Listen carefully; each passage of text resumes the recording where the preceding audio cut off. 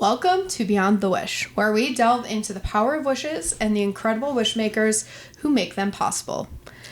I am Syl McHugh, and with me today is Andrea, our Senior Referral Outreach Coordinator. Join us for the special 4-part episode where we go along the wish journey. This is part 1.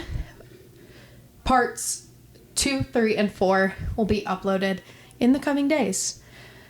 We recommend you listening to them in order. Learn how you can make wishes come true at wish.org/Illinois.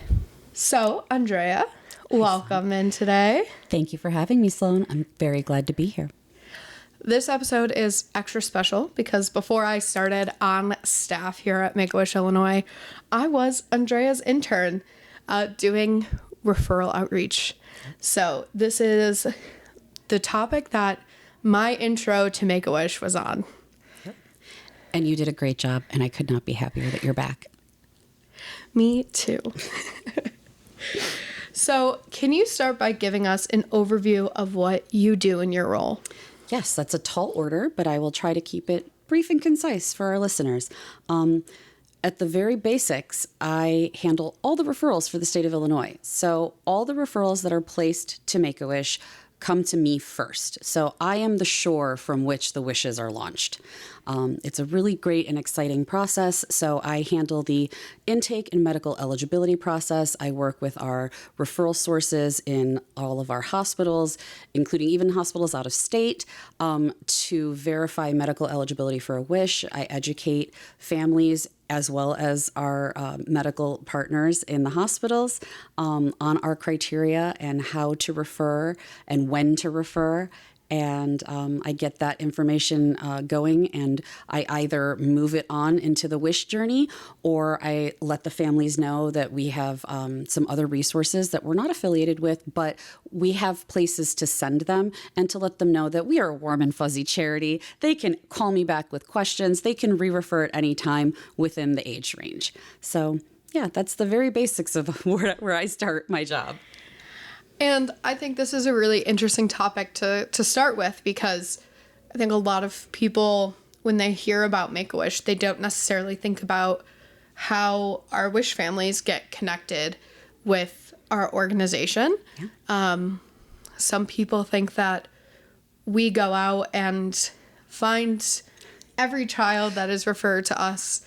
And while Andrea does do great work going out into the hospitals, we are more so empowering the medical teams and the families to submit their own referrals. Absolutely. Yeah. We actually can't solicit referrals.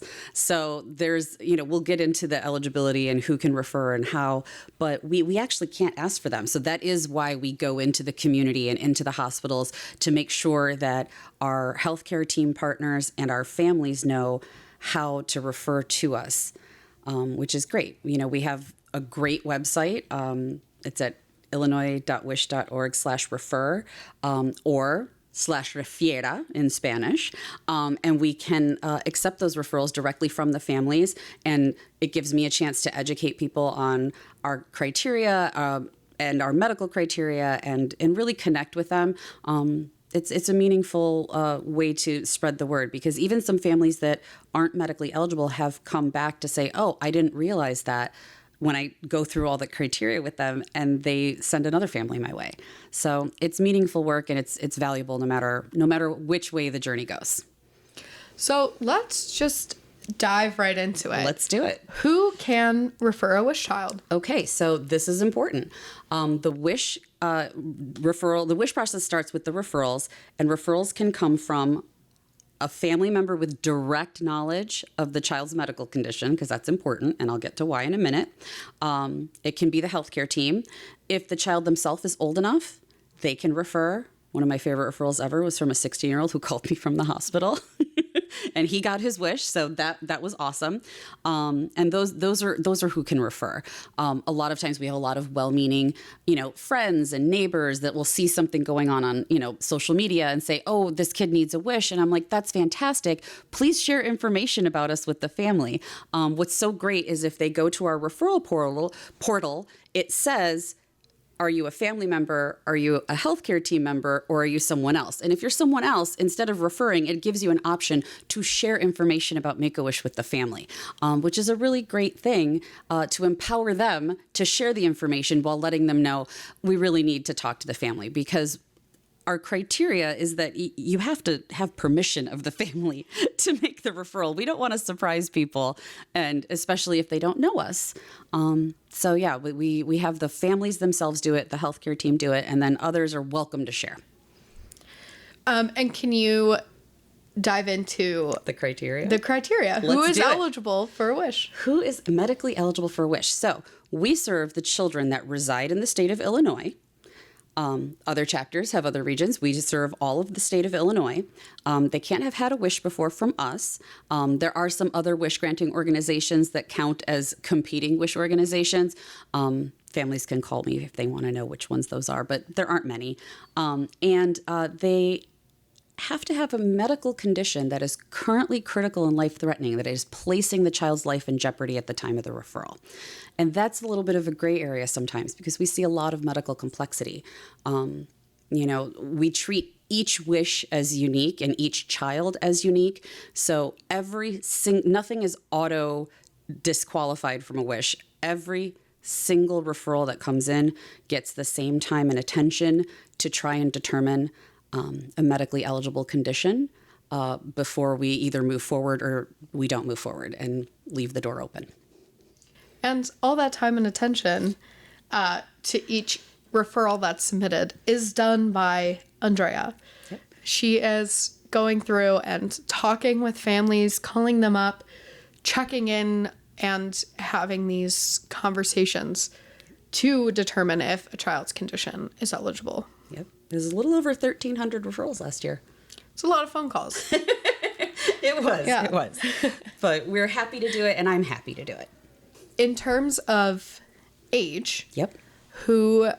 we serve children. Right. So what are the exact parameters for age? Absolutely. I touched on that a little bit earlier, but I can dive into that a little bit more because it does trip people up. So I'm glad that we're going to give it its own space. Children must be referred between the ages of 2.5 and before their 18th birthday.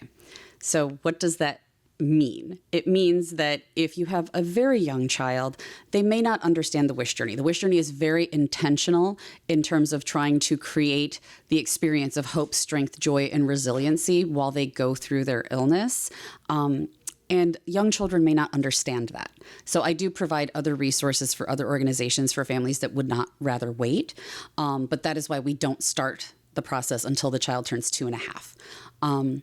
Now for the 18 and under part, children must be referred to me before their 18th birthday. So if you turn 18 tomorrow, I can get the referral today. You do not have to have your wish granted. I do not have to have the medical eligibility back. I just need the referral in my hot little hands the day before they turn 18. I've had a lot of people, I've had even physicians, even recently, call in a panic. They saying, oh my God, this child turns 18 tomorrow and I know you have to hurry up and get their wish. And I said, nope, I just need the referral. We've got time. So that's a big misconception that comes around is that time frame. So I'm really glad that we're hopefully clarifying for everyone the children that we serve. Awesome. And briefly mentioned it earlier, kind of the gray area with a lot of conditions. Yes. I think there's a lot of misconception about exactly who we're serving. And Absolutely.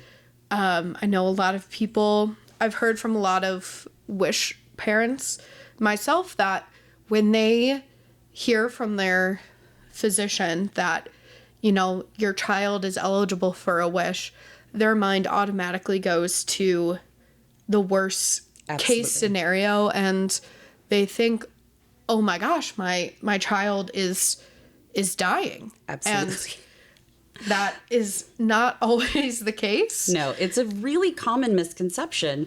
And I understand it, especially because of, media and movies. But the truth is that we serve children with critical and life-threatening illness. We did start in cancer.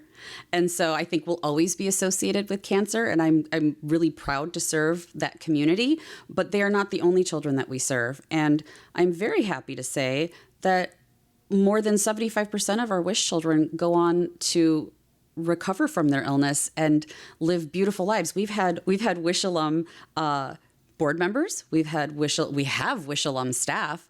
And it's great to see people who grow up into adulthood and come back and give back to the mission. So that is our genuine and sincere hope for all of our kids. So the truth is actually a little bit in the middle. We do serve children that are terminal. We do serve children with cancer, but we also serve an array of other illness categories of children that are facing critical life threat. And we're really proud to serve them. And that's another reason we want families to know that they're being referred, so that they're not terrified that we're calling to give them information that their child is dying. And so I always come out with, it is not a last wish necessarily, it is a lasting wish. So our goal is to give a lasting wish. For however long it lasts, we want it to be a lasting wish. Great. And if parents are kind of on the fence about whether or not their child may be eligible for a wish, their condition may be eligible for a wish, who should they contact? Their provider? Should they just submit a referral? Both. They can do either or both. They can talk to their doctor, their social worker, their child life specialist. They can call me. They can just submit a referral. I will never turn away a referral. If you want to know, does my child's condition medically qualify for a wish, I will go and find that out for you.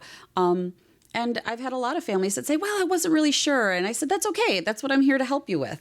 So I encourage all of the above. Talk to your physician, talk to your child specialist, give me a call, or just go ahead and submit a referral. The best way to ask the question is to ask.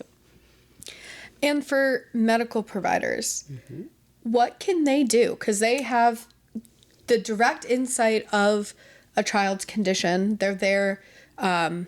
Maybe it's the doctor or nurse or child life specialist, social worker. What can they do? What can their role be in the referral process? They have such a crucial role in the referral process, and we are so grateful for our amazing medical partners, not only in Illinois, but across the country. They're the ones that can start the conversation with the family. A lot of times families are very overwhelmed by a diagnosis, and so that might be a good time to introduce the idea of a wish, and they can tell them, hey, let's explore eligibility.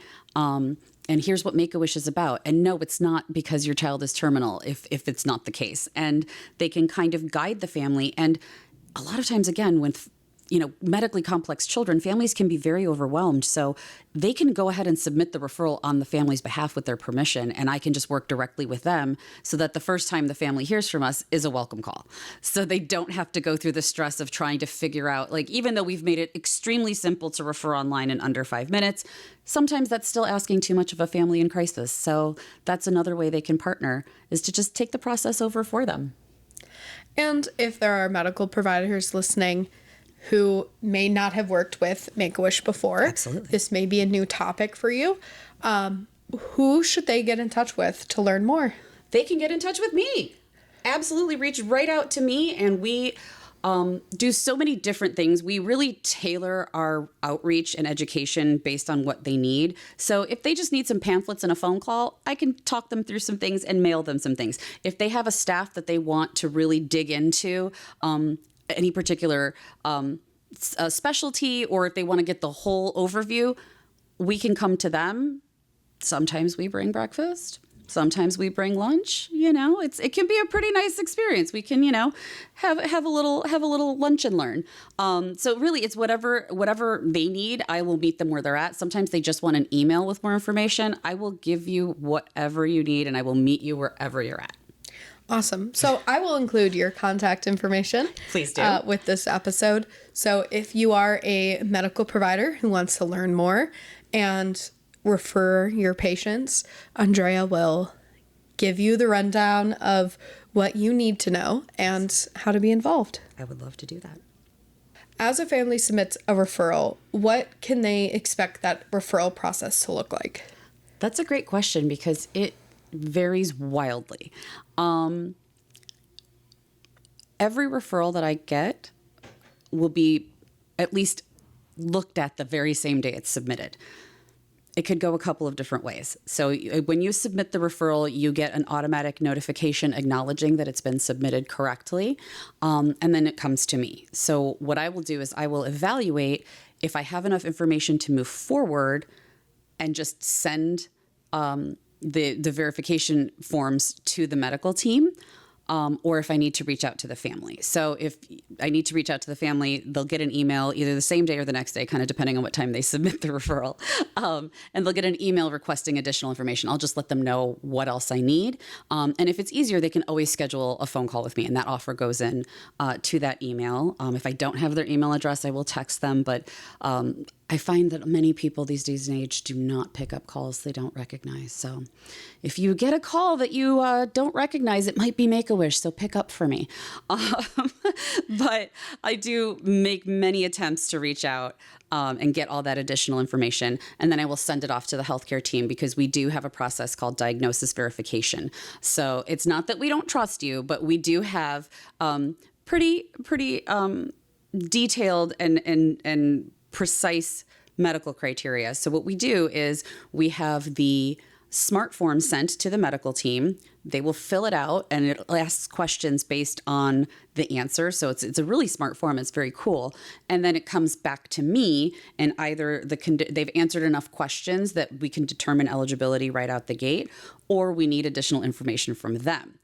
And who is the we in the we need additional information? That would be me, but also I work very closely with our National Medical Affairs team. They are based in our national chapter. They are medical professionals, all of them. They are fantastic.